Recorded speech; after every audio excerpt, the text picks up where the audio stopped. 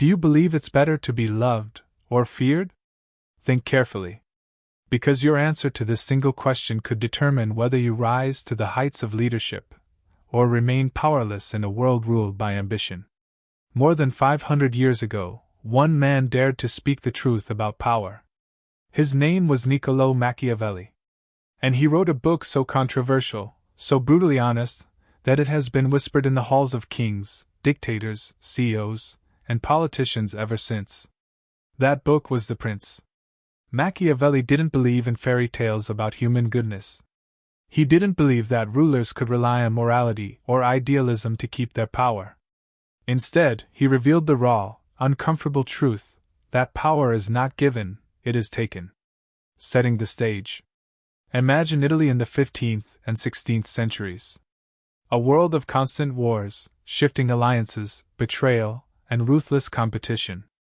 Florence, Machiavelli's home, was a city of art, wealth, and philosophy, but also of conspiracy, executions, and sudden downfalls. While Michelangelo painted the Sistine Chapel and Leonardo da Vinci sketched his inventions, Machiavelli was in the shadows of politics, serving as a diplomat, negotiating with kings and popes, and watching the brutal game of power unfold before his eyes. He saw how leaders rose, and how they fell. He studied the difference between the strong and the weak, between those who ruled and those who were crushed. Out of this experience, he created The Prince, a manual not for saints, but for survivors. The reputation of Machiavelli. For centuries, Machiavelli has been called the teacher of evil. His very name gave birth to the word Machiavellian, a term that suggests cunning, deception, and ruthless strategy. But here's the truth: Machiavelli was not trying to create monsters. He was trying to describe the world as it really is, not as we wish it to be. And in a world of betrayal, violence, and ambition, sometimes harsh truths are the only truths that matter. Why Machiavelli still matters. Fast forward to today. Politics, business, leadership, even personal relationships, everywhere, the same timeless struggle for influence and control continues. Presidents use Machiavellian tactics to gain votes. CEOs use them to outmaneuver competitors. Even in everyday life, people use subtle strategies to protect their interests, persuade others, or climb the ladder of success. Machiavelli's ideas are not just history. They are alive. And if you want to understand how power really works, you need to understand him. The first principle, loved or feared. One of Machiavelli's most famous lines is this: "It is better to be feared than loved, if you cannot be both." Why did he say this? Because love is fragile. People love you when times are good, when you serve their interests, when you give them what they want. But love can fade quickly. Fear, on the other hand, is more reliable. If people fear the consequences of betraying you, they are less likely to turn against you.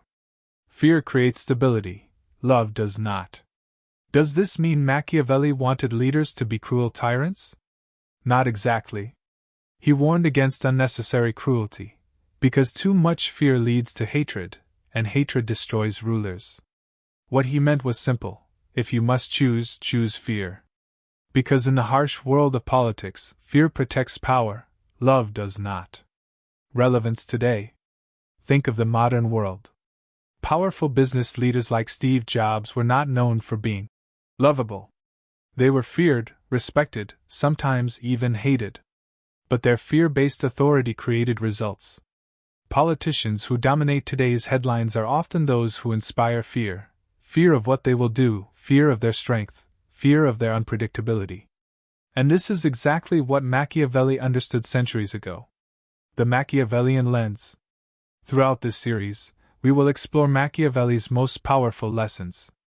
We'll decode his strategies.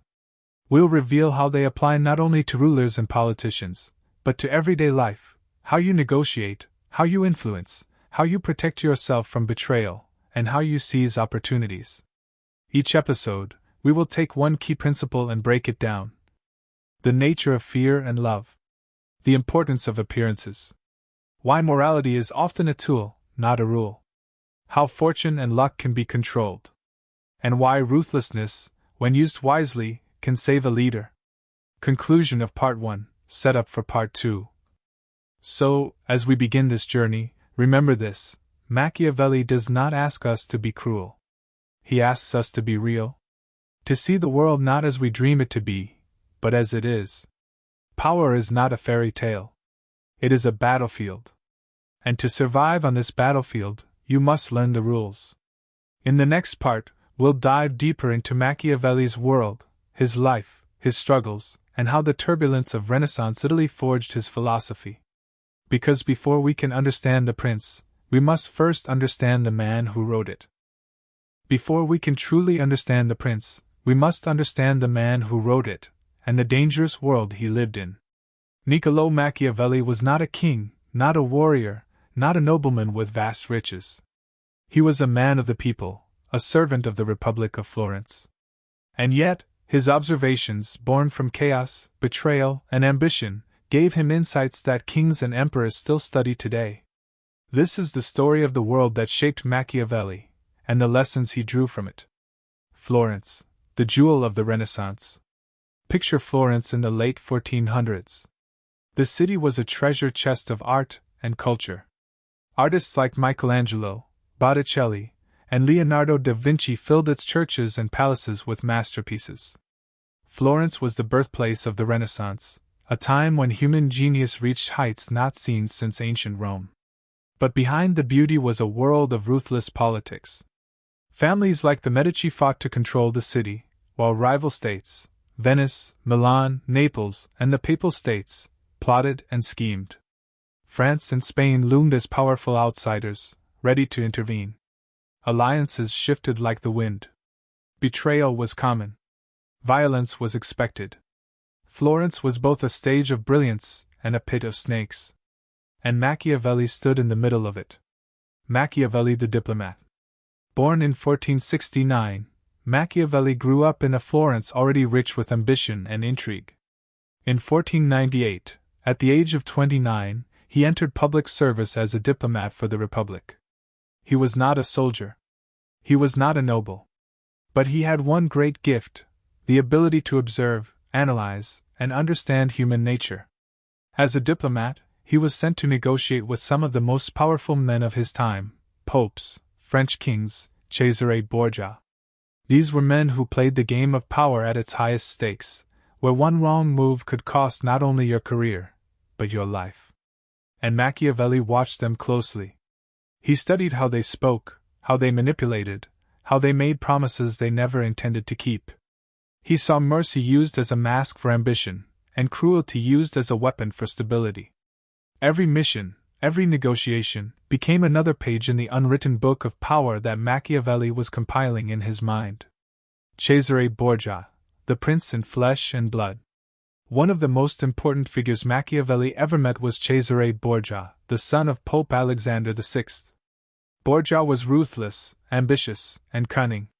With his father's support, he carved out a kingdom in central Italy, eliminating rivals one by one. He charmed allies, deceived enemies, and used both fear and love when it suited him. Machiavelli admired Borgia, not for his morality, but for his effectiveness. In The Prince, he called Cesare Borgia an example of how power should be taken and held.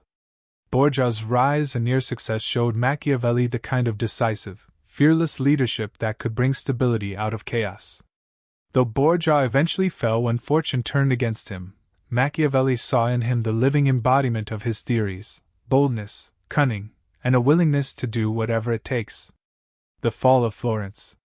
For years, Machiavelli served Florence faithfully. But politics is unforgiving. In 1512, the powerful Medici family returned to seize control of the city. Machiavelli, who had served the Republic, suddenly found himself on the wrong side of power. He was arrested, accused of conspiracy, tortured, and exiled. Imagine it: one day a respected statesman, the next day chained and beaten, left with nothing but his mind. For most men, this would be the end. But for Machiavelli, exile became a gift. It was during this period, stripped of power, that he began to write. And it was here that the prince was born. The birth of the prince. Alone in his small villa outside Florence, Machiavelli turned his pain into philosophy. He reflected on everything he had seen: kings, popes, generals, and schemers. He asked himself, why do some leaders rise while others fall? Why do some kingdoms endure while others collapse? What separates the weak from the strong? And he answered those questions with brutal honesty. The Prince was not written for scholars. It was not a moral treatise. It was a manual for rulers, a survival guide for the dangerous game of power. It stripped away illusions about human goodness and replaced them with cold strategy. Machiavelli offered his book to the Medici family, hoping to win back their favor. But the book's ideas were too shocking, too raw. Many saw it as dangerous, even evil. Yet it survived. And over time, it became one of the most influential works in political history.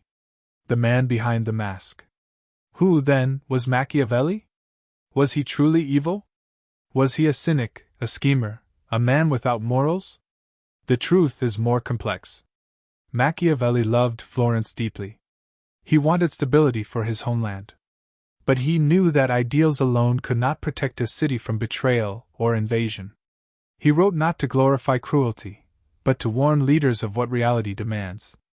He believed in republican government. He believed in civic virtue.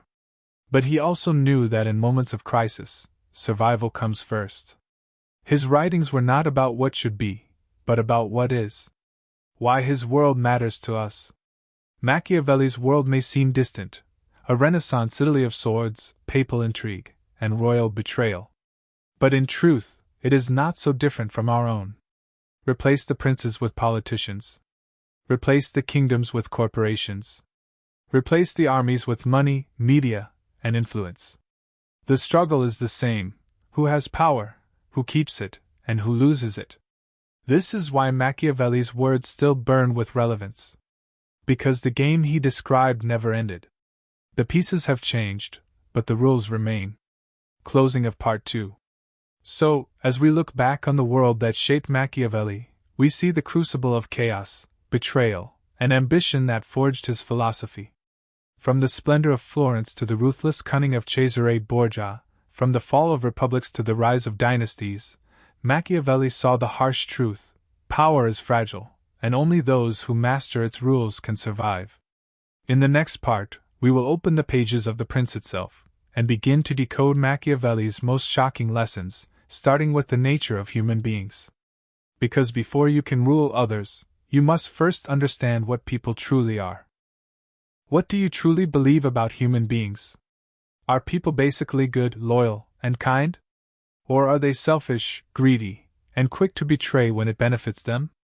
Most philosophers before Machiavelli liked to believe in human goodness. They spoke of virtue, morality, justice, and honor.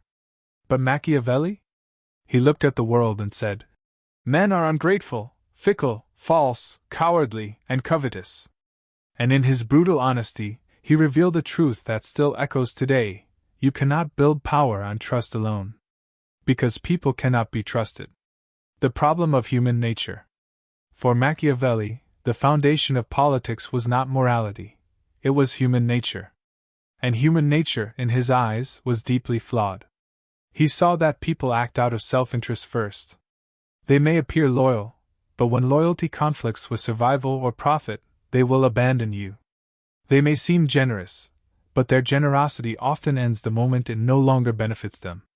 In The Prince, Machiavelli warns leaders: trust too much, and you will be betrayed.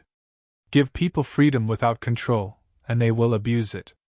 Expect loyalty in hard times, and you will be abandoned. This wasn't cynicism for the sake of being cruel. It was observation.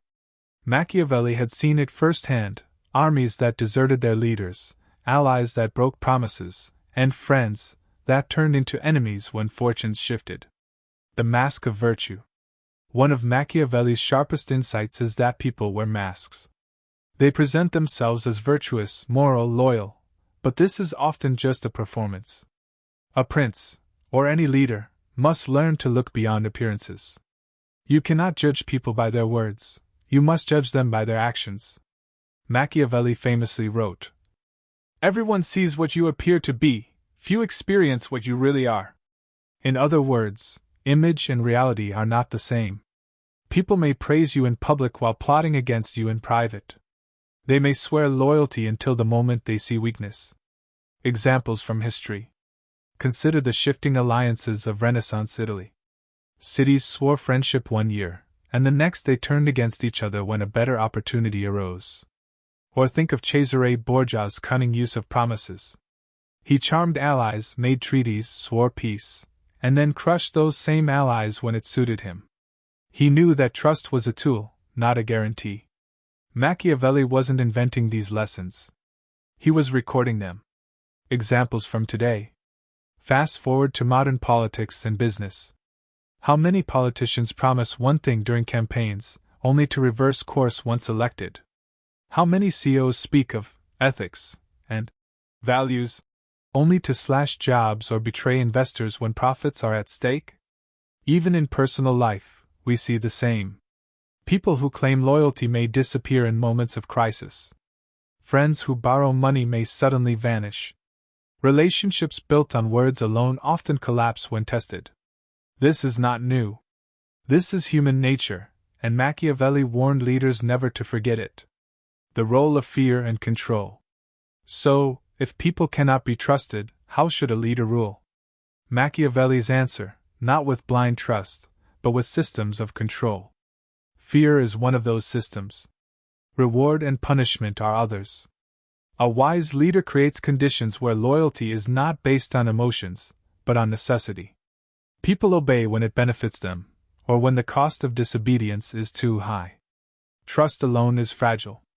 But self-interest and fear are far more reliable foundations. The double-edged sword of mercy. Machiavelli also warned about mercy. He saw that many leaders want to be loved, admired, seen as merciful and kind. But mercy without control invites chaos. He wrote, "Men are quick to forget the death of a father than the loss of a patrimony." Meaning, people will forgive the death of loved ones sooner than they forgive the loss of their money or property. This insight is chilling, but powerful. It means leaders must understand what people truly value, and use it to their advantage. The everyday Machiavellian lesson. What does this mean for us, outside of politics? It means we should never be naive. Whether in business, relationships, or social life, trust must be earned and tested, not given blindly. It means recognizing that words can deceive, but actions reveal the truth. In the workplace, don't just listen to promises. Watch how colleagues behave when pressure rises. In friendships, don't assume loyalty. See who stays when you have nothing to offer. In negotiations, don't be blinded by charm. Focus on interests, not appearances. To live wisely, Machiavelli teaches, is to understand that people act out of self-interest. And if you want to protect yourself, or build influence, you must never forget this. Counterbalance, hope, and strategy. Now, Machiavelli did not say that all humans are monsters. He knew people are capable of loyalty, kindness, and virtue. But he insisted that leaders cannot rely on those virtues. Hope is not a strategy. Instead, a ruler, or anyone seeking power, must prepare for betrayal, assume self-interest, and design systems that channel human weakness into stability. Closing of Part 3. So what have we learned? Machiavelli tore away the illusions of human goodness. He showed us that beneath the mask, people are fickle, selfish, and unreliable. Leaders who trust blindly will fall. Leaders who understand human nature, who anticipate betrayal, who use fear and self-interest, will endure. This lesson is not comfortable. But it is essential. Because to rule others, or simply to survive in a competitive world, you must see people as they truly are, not as you wish them to be. In the next part, we will uncover one of Machiavelli's most powerful insights, the art of appearances. Because while people cannot be trusted, their perception can be controlled. And in politics, business, and life, perception is often more powerful than reality itself. Imagine two leaders. The first is wise, competent, and genuinely cares for his people, but he looks weak, hesitant, and uncertain. The second is corrupt, selfish, and cruel, but he appears strong, decisive, and confident. Which one do people follow? Machiavelli's answer is brutally clear: the second. Because in politics, in business, in every arena of power, appearance often matters more than reality. Machiavelli's insight. In The Prince, Machiavelli wrote, "Everyone sees what you appear to be, few experience what you really are." This line captures one of his most important lessons: the masses judge leaders not by their true character, but by the image they project. Why? Because most people cannot see into your heart. They cannot read your mind. They only see what is presented to them. And if appearances are strong, reality becomes irrelevant.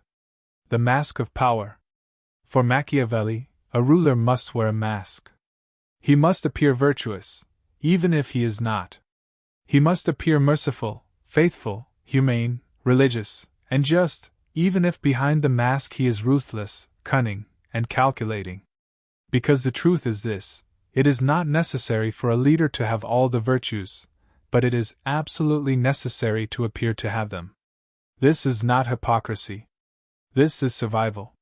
Historical example: the Medici. Consider the Medici family of Florence. They were bankers, politicians, and patrons of the arts. Their power came not only from their wealth, but from the image they projected. They funded churches, sponsored artists, built monuments, appearing generous and pious. But behind the scenes, they manipulated politics, bribed officials, and eliminated enemies. The image of virtue allowed them to keep power, even while their reality was ruthless. Modern example: politics today.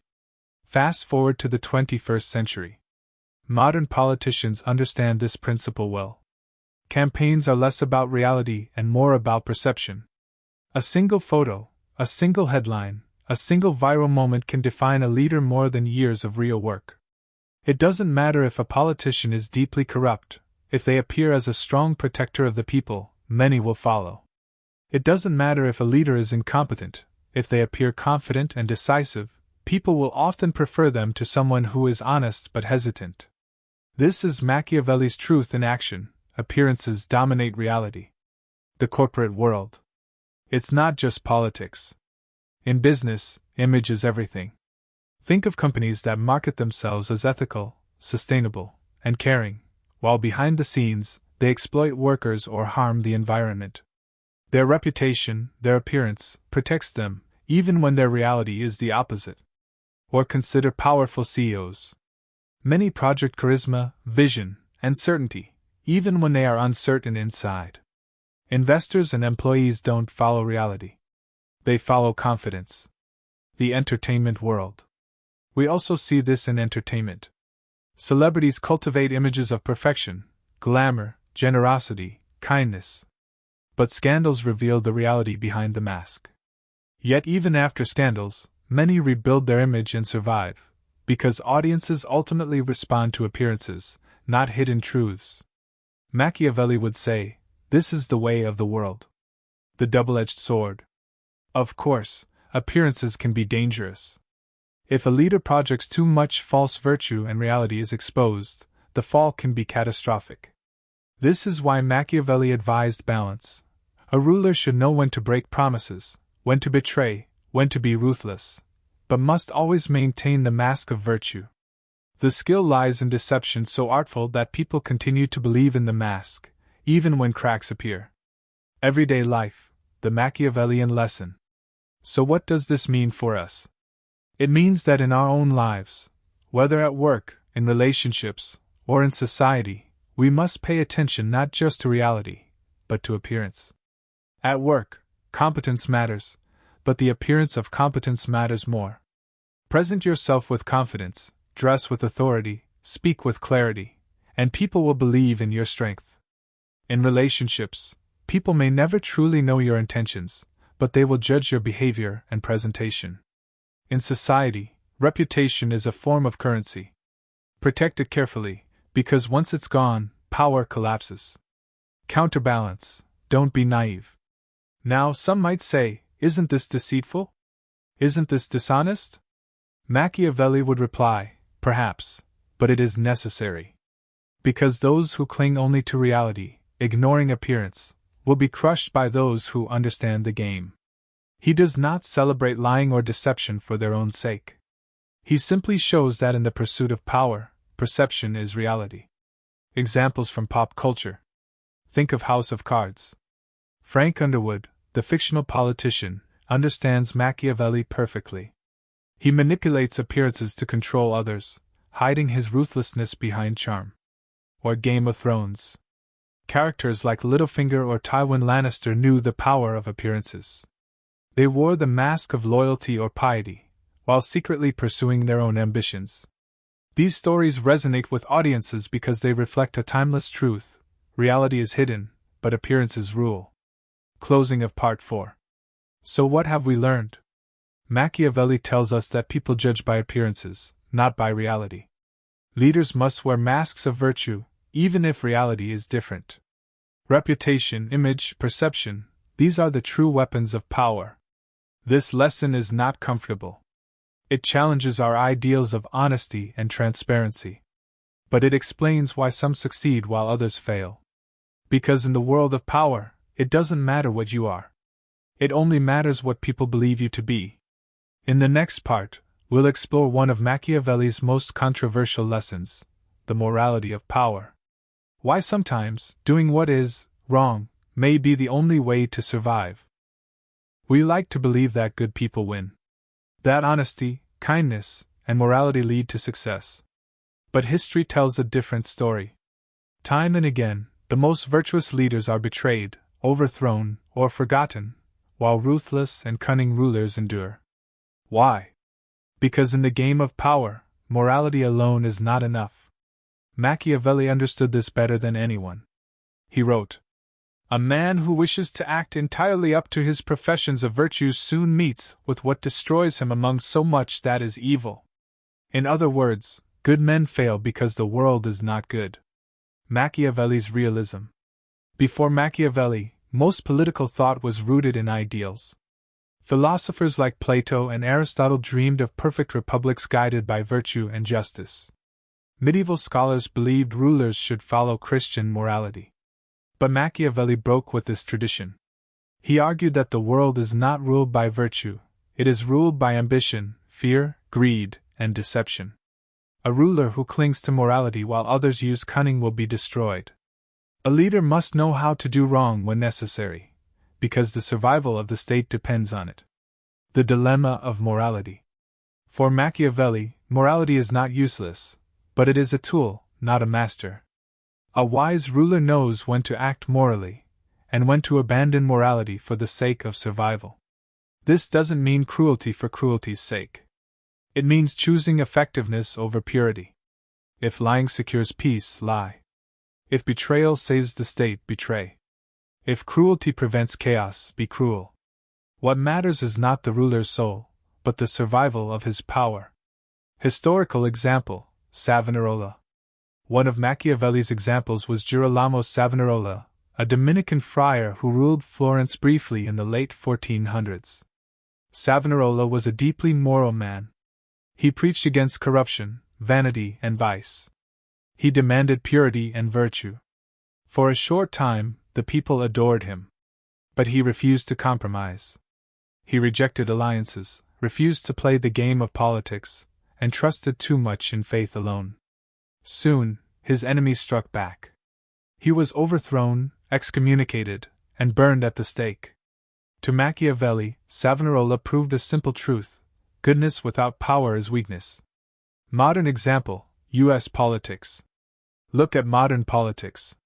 How many candidates run campaigns on truth and idealism, only to be crushed by opponents who bend the rules, manipulate media, and strike with ruthless precision? The American public admires honesty, but often votes for strength. Leaders who project moral purity without political cunning rarely last long. Consider the fate of reformers who promise change but underestimate the entrenched power of institutions, lobbies, and rivals. Their ideals are crushed by the machinery of real politics. Machiavelli would say, they failed because they tried to play a moral game in an immoral world. Business example: the ruthless CEO. In business, the same principle applies. Many companies start with noble missions, fairness, ethics, serving the customer. But when competition grows, survival depends on strategy, not purity. Steve Jobs, for example, was not known for kindness. He was harsh, demanding, even ruthless. Yet his leadership transformed Apple into one of the most powerful companies in the world. Why? Because he valued results over being liked. He was not always moral, but he was effective. Compare this to countless ethical startups that vanish because they cannot compete. Morality alone doesn't protect a business. Strategy does. Military example: hard choices. The military also reflects this truth. Wars are not won by kindness. They are won by strategy, discipline, and sometimes, ruthless decisions. General William Tecumseh Sherman, during the American Civil War, is remembered for his March to the Sea, a campaign of destruction across Georgia. It was harsh, even brutal, but it broke the Confederacy's ability to fight and helped end the war. Sherman was criticized as cruel, but his strategies saved lives in the long run by shortening the conflict. This is pure Machiavelli. Sometimes cruelty is more merciful than mercy. The Machiavellian principle. So what is the lesson? Machiavelli teaches us that morality and power are not enemies, but they are not equal. Morality without power is fragile. Power without morality is dangerous. The wise leader balances both, using morality when it strengthens him, abandoning it when it threatens survival. As he wrote, "It is well to appear merciful, faithful, humane, sincere, religious, but you must have the mind so disposed that when it is necessary not to be so, you may be able and know how to change to the contrary." Everyday life, the lesson for us. What does this mean outside politics and war? It means that in life, we must be realistic. Being honest, kind, and fair is good, but it is not always enough. In the workplace, sometimes speaking the full truth can destroy your career if others use it against you. In relationships, sometimes blind loyalty can lead to betrayal. In society, sometimes those who bend the rules rise faster than those who play fairly. This doesn't mean abandoning morality. It means being strategic with it. Use morality when it serves you. But don't be destroyed by refusing to see the reality of others' ambitions. The tragedy of good men. Machiavelli's philosophy is tragic, but real. Many good men have fallen because they refused to adapt. Abraham Lincoln, though deeply moral, understood this. He suspended habeas corpus during the Civil War, stretching constitutional limits to save the Union. Had he clung only to idealism, the Union might have collapsed. Goodness alone cannot rule the world. Power requires difficult choices. Closing of Part 5. So what have we learned? Machiavelli shattered the illusion that morality guarantees power. He showed that good men fail when they refuse to play the real game. The lesson is not to abandon morality completely, but to wield it like a weapon, using it when it helps, discarding it when it harms. Because in the end, survival matters more than purity. And leaders who forget this truth are destined to fall. In the next part, we will explore another timeless Machiavellian lesson: fortune and chance. How much of power depends on luck, and how much depends on seizing the moment with boldness. Do you believe in luck? Some say life is just a matter of fortune, being in the right place at the right time. Others insist success comes only from hard work and planning. Machiavelli gave a different answer. Fortune controls half of our lives, but the other half is determined by us. And if we want to master power, we cannot simply wait for luck. We must seize it with boldness. Machiavelli's view on fortune. In The Prince, Machiavelli compared fortune to a river. When the river is calm, it can be managed, controlled, directed. But when it floods, it destroys everything in its path. Similarly, fortune is unpredictable and dangerous. But the wise leader prepares for its storms. He builds dams, canals, and defenses. He doesn't wait for chance, he anticipates it. Machiavelli also compared fortune to a woman, writing, "Fortune is a woman, and it is necessary, if you wish to master her, to conquer her by force." The message is clear: fortune favors the bold, not the timid. History example, Julius Caesar. Take Julius Caesar. Many generals existed in Rome, but Caesar was bold. He crossed the Rubicon when others hesitated. He seized opportunities quickly and decisively. Yes, fortune gave him chances, but his boldness turned those chances into empire. Had he waited, hesitated, or doubted, history would not remember his name. Machiavelli's lesson. So, what does this mean for us? It means success is not simply about waiting for opportunities. It's about being ready when they come, and having the courage to act decisively. The timid wait for permission. The bold create their own fortune. Business example, American startups. This principle is alive in modern America. Think of Jeff Bezos founding Amazon. In the 1990s, the internet was a wild, uncertain space. Many thought online shopping would never work. Bezos saw the opportunity and acted boldly. Or Elon Musk, risking everything to build SpaceX and Tesla when experts predicted failure. Fortune gave them moments, but boldness made those moments matter. Countless entrepreneurs had the same chance. Few took it. That is Machiavelli's lesson. Fortune opens the door, but only boldness walks through it. Sports example, the NBA and NFL. Sports are filled with Machiavellian fortune. Think of Michael Jordan's famous shot in the 1989 playoffs against Cleveland. The opportunity lasted seconds. Many players would have hesitated. Jordan acted boldly, and made history. Or Tom Brady, drafted as a lowly 6th-round pick. Fortune gave him a chance when the starting quarterback was injured. But boldness turned that chance into one of the greatest NFL careers ever. Fortune gave opportunity. Boldness seized it. The danger of timidity. Machiavelli warned that timidity is the enemy of power. Leaders who wait too long, who hesitate, who overanalyze, lose their chance. Fortune rewards those who act, even at risk. He wrote, "It is better to act and repent than not to act and regret.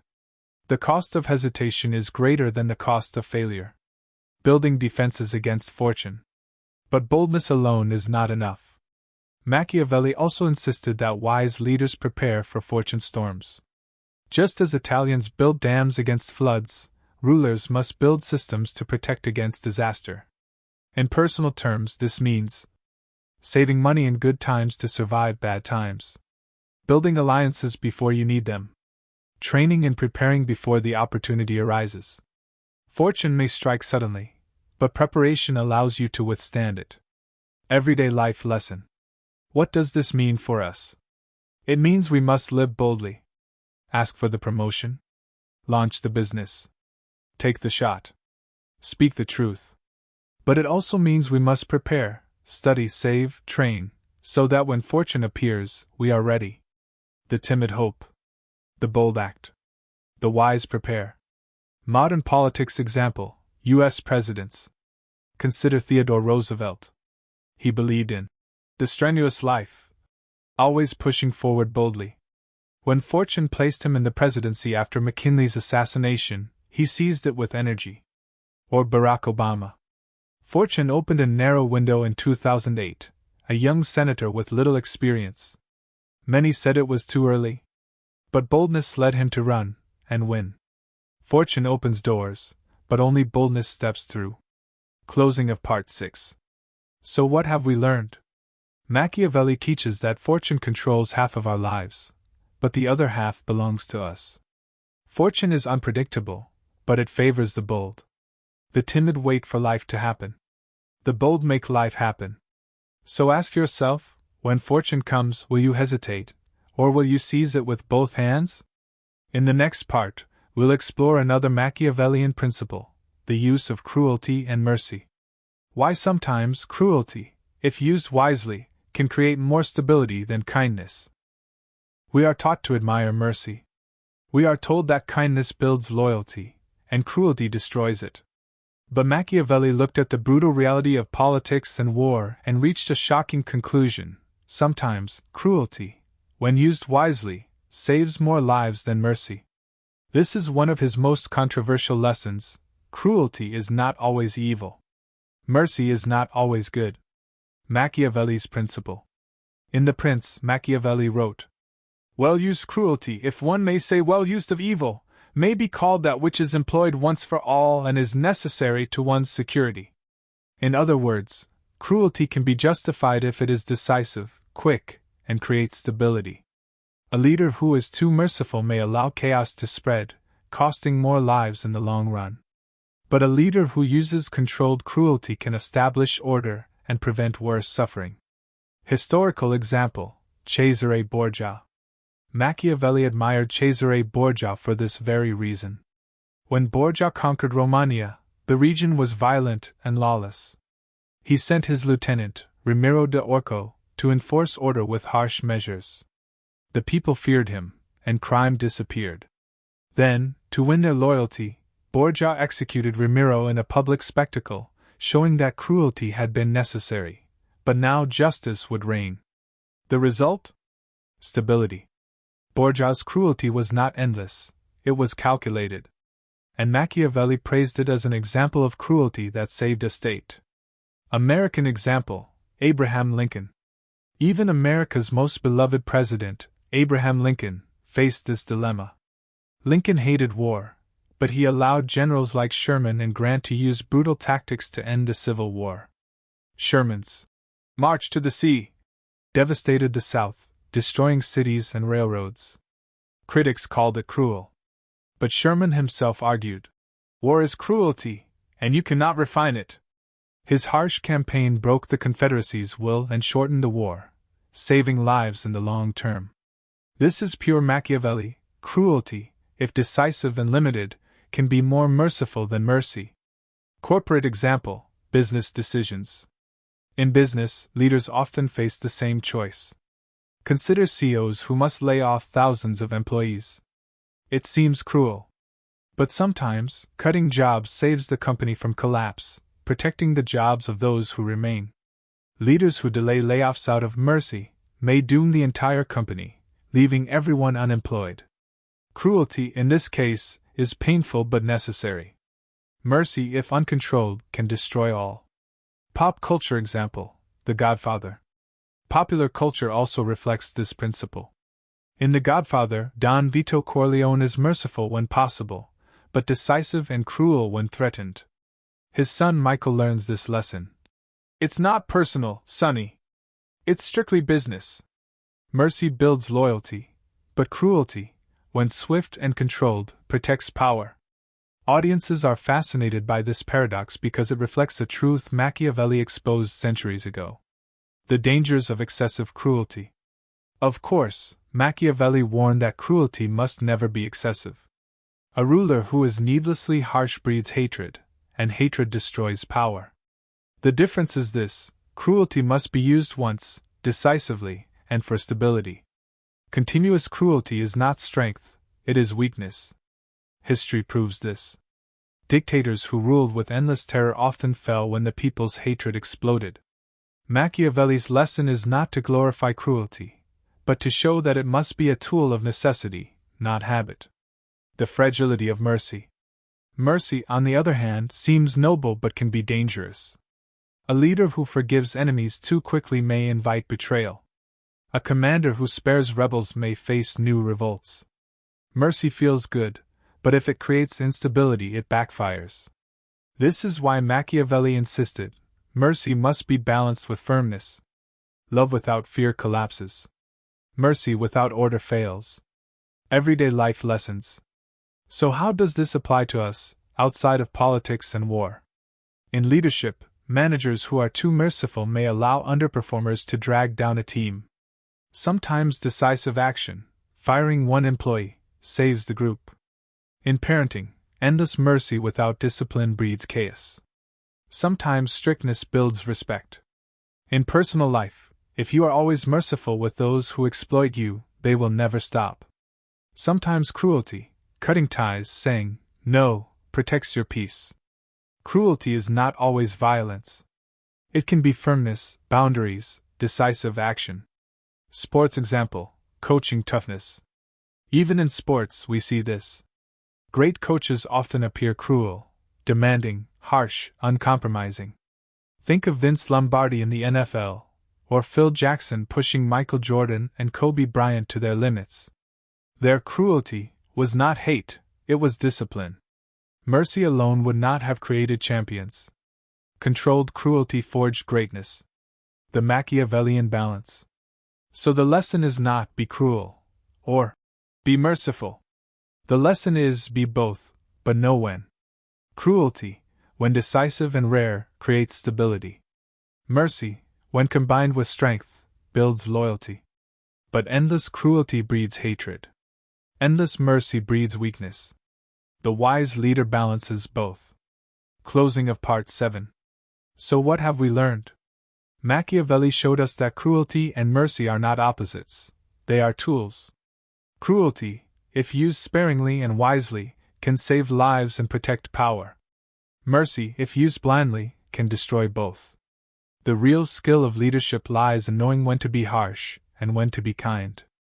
In the next part, we will explore another Machiavellian truth, the role of military power. Why, in Machiavelli's eyes, no ruler can survive without the means to defend himself. Because, as he wrote, the main foundations of all states are good laws and good arms. Can a leader survive on laws alone? We like to believe that justice, constitutions, and agreements hold nations together. But Machiavelli stripped away this illusion with one brutal reminder. The main foundations of all states are good laws and good arms. And because there cannot be good laws without good arms, it is arms that make good laws possible. In other words, power demands force. Laws mean nothing without the strength to enforce them. Machiavelli's principle. For Machiavelli, laws are important, but they are fragile. They exist only so long as someone has the force to back them. A contract without enforcement is paper. A law without arms is a suggestion. A ruler without an army is a target. This is why Machiavelli insisted that rulers must always be ready for war. Because peace without preparation is an illusion. Historical example, Florence's weakness. Machiavelli saw this firsthand in Florence. The city relied heavily on mercenary soldiers, paid fighters with no true loyalty. When Florence faced enemies, these mercenaries often deserted, switched sides, or failed to fight. The city's laws could not save it. Its wealth could not save it. Without arms of its own, Florence was vulnerable.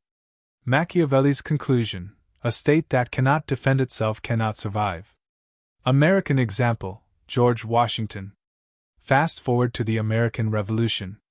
The Declaration of Independence was a powerful law, a declaration of justice and freedom. But without arms, it would have been worthless. George Washington understood this.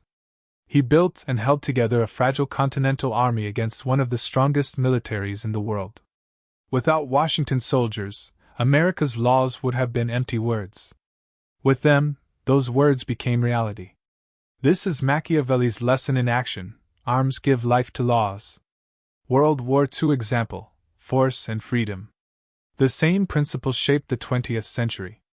World War II was not won by treaties or appeals to morality.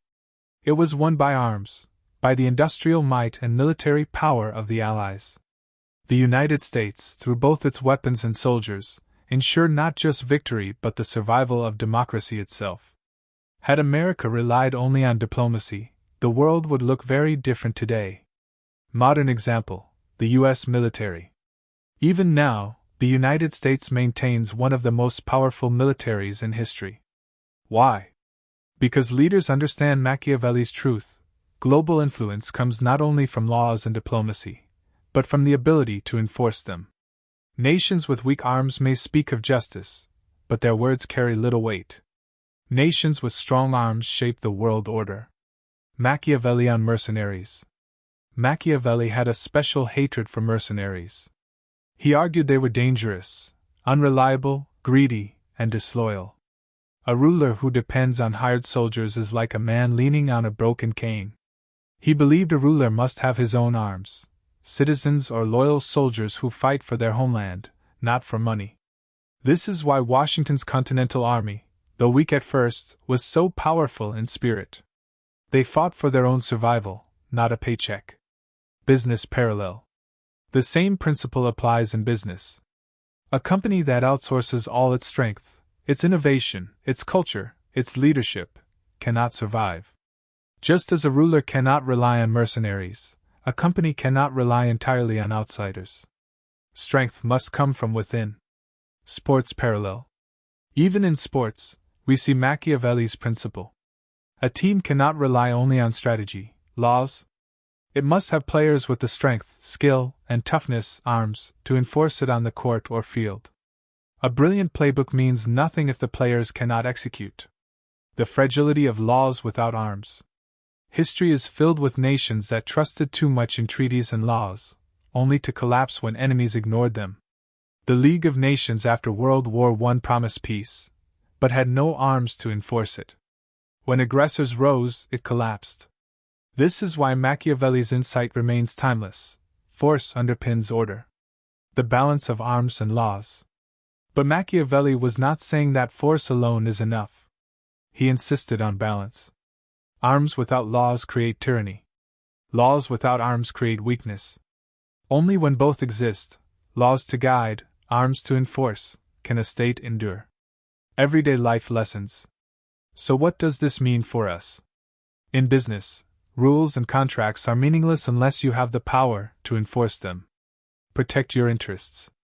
In personal life, promises mean little without boundaries and strength to defend them. In society, justice must be backed by real consequences, or injustice will prevail. Force does not always mean violence. It can mean discipline, resources, influence.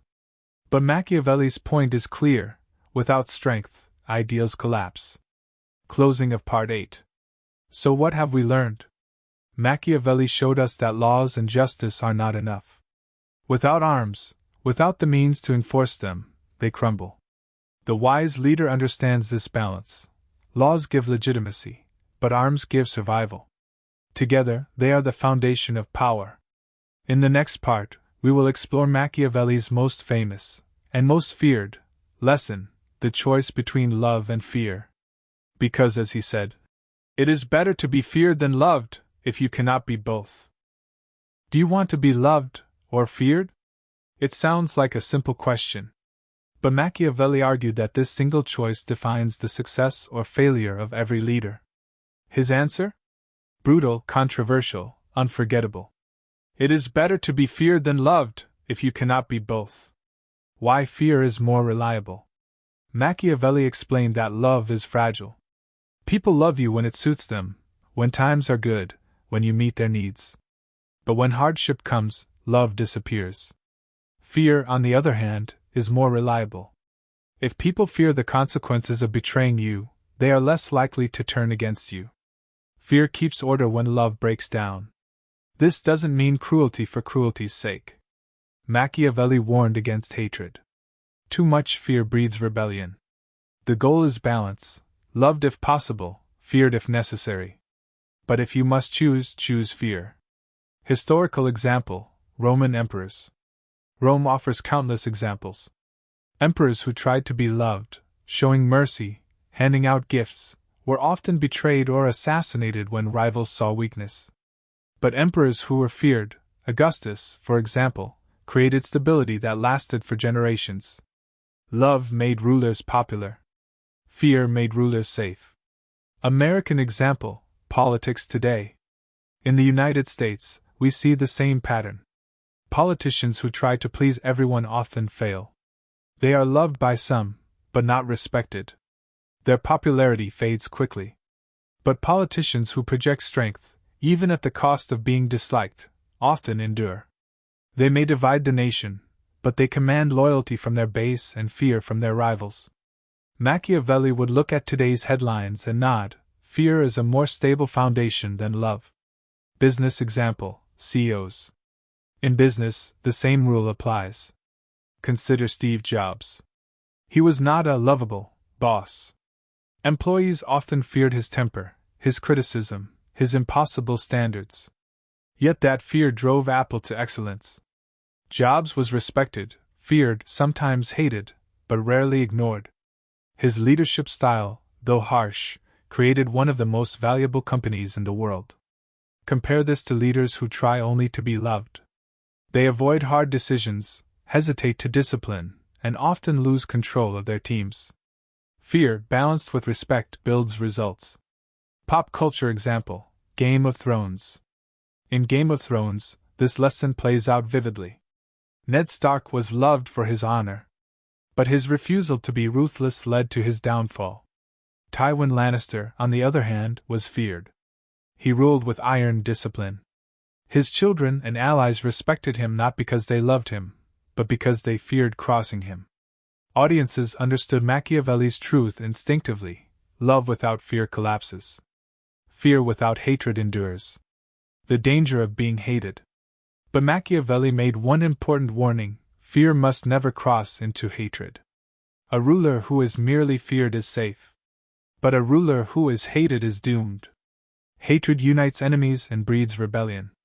This is why cruelty must be measured, why taxes must not be unbearable, why even ruthless leaders must show fairness at times. Fear creates obedience. Hatred creates enemies. Modern example: the workplace. Think about managers. The nice boss, who wants to be loved, may struggle with discipline. Employees like him, but productivity suffers. The tough boss, who commands respect, may not be loved, but the team performs. Yet the tyrant, the boss who humiliates and abuses, creates hatred. And eventually people leave, sabotage, or revolt. This is exactly Machiavelli's principle: fear works, hatred destroys. Why love alone fails? Why does love fail as a foundation of power? Because love is voluntary. It depends on emotions, gratitude, and personal bonds, all of which change with time. When sacrifices must be made, people abandon love. They may love you today, but betray you tomorrow if betrayal benefits them. Fear, by contrast, is constant. The threat of punishment, the certainty of consequences, these do not change with moods. This is why Machiavelli insisted: if you cannot be both loved and feared, always choose fear. Everyday life lesson. So what does this mean for us? In leadership, don't aim only to be liked. Aim to be respected. Respect often comes with a touch of fear. In personal life, kindness is good, but without boundaries, it invites exploitation. In society, admiration fades, but strength commands lasting attention. The Machiavellian lesson is clear: love is optional. Fear is survival. The balance of love and fear. But the greatest leaders combine both. George Washington was respected and loved, but also feared by his enemies. Abraham Lincoln was admired for his compassion, but also feared for his resolve to crush rebellion. The ultimate art of power is to inspire both love and fear. But when forced to choose, Machiavelli leaves no doubt: choose fear. Closing of Part 9. So what have we learned? Machiavelli revealed the brutal truth: love is fragile, fear is reliable. Leaders who seek only love will be betrayed. Leaders who rely on fear endure, so long as they avoid hatred. This lesson is at the very core of his philosophy of power. It explains why some rulers survive and others fall, why some companies thrive while others collapse, why some leaders shape history while others are forgotten. In the final part, we will bring together everything we've learned: the truths about human nature, appearances, morality, fortune, cruelty, and fear, and reveal the ultimate lesson of Machiavelli. Power is never given. It is taken. 500 years ago, Niccolò Machiavelli dared to write down the truth most people were too afraid to admit. That truth is this: power is not a gift. Power is not inherited by fate. Power is taken, held, and defended by those bold enough to claim it. From the courts of Renaissance Italy to the boardrooms of modern America, his lessons have survived, because they are not theories. They are reality. Recap of the journey. Throughout this series, we have decoded Machiavelli's timeless playbook. In Part 1 we asked, better to be loved or feared? And Machiavelli gave us the answer that still shocks today. In Part 2, we explored his world, the chaos of Florence, the ruthlessness of Cesare Borgia, that shaped his philosophy. In Part 3, we saw his raw vision of human nature, selfish, fickle, and untrustworthy. In Part 4, we learn the power of appearances, how image often beats reality. In Part 5, we face the hard truth: morality alone destroys leaders, while pragmatism saves them. In Part 6, we wrestled with fortune and boldness, and discovered why luck favors the daring. In Part 7, we uncovered the paradox of cruelty and mercy, how decisive harshness can save more lives than endless kindness. In Part 8, we saw why laws mean nothing without arms, and why strength underpins every state. In Part 9, we reached the core: love versus fear. And Machiavelli left us with his eternal verdict: fear endures. And now, in Part 10, we must ask, what does all of this mean for us, today, in our lives, in our world? The timeless truth. Machiavelli's lessons are not just for kings and princes. They are for anyone who seeks influence, stability, and survival in a competitive world. Because whether you are running a nation, a business, a team, or even just your own life, the same truths apply. People cannot always be trusted. Image matters as much as reality. Morality is a tool, not a guarantee. Fortune favors the bold. Mercy without control is weakness. Laws are nothing without strength. Love is fragile. Fear is reliable. These are not comfortable truths. They are not easy. But they are real. And those who ignore them pay the price. Examples today. Look around at the world. Politicians rise not because they are good, but because they are bold and ruthless. CEOs dominate not because they are loved, but because they are respected and feared. Athletes become legends not by kindness, but by relentless will and discipline. From Washington to Lincoln, from Roosevelt to modern leaders, from Steve Jobs to Elon Musk, from the battlefields of history to the boardrooms of Silicon Valley, the same Machiavellian principles echo again and again. The rules of power have not changed. They never will. The challenge to you. So the question is not whether Machiavelli was right. The question is, what will you do with his wisdom? Will you cling to illusions, that love, morality, and trust alone will protect you? Or will you face the world as it is, using strategy, discipline, and boldness to claim your place? Machiavelli does not ask you to be cruel. He asks you to be real. He asks you to open your eyes to the game that is already being played around you. Because whether you choose to play or not, the game of power never stops. Final call to action. If this journey has opened your eyes, then join us.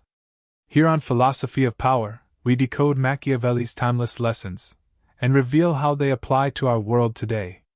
Because power is not given, it is taken. And knowledge, strategy, is the first step to taking it. So if you're ready to see the world as it really is, backhand index pointing right, hit that subscribe button. Backhand index pointing right, like this video to spread the message. Backhand index pointing right, and join the circle of those who understand the truth of power. This is not the end. It is only the beginning. Because as long as there is ambition, rivalry, and the struggle for influence, Machiavelli's wisdom will live on.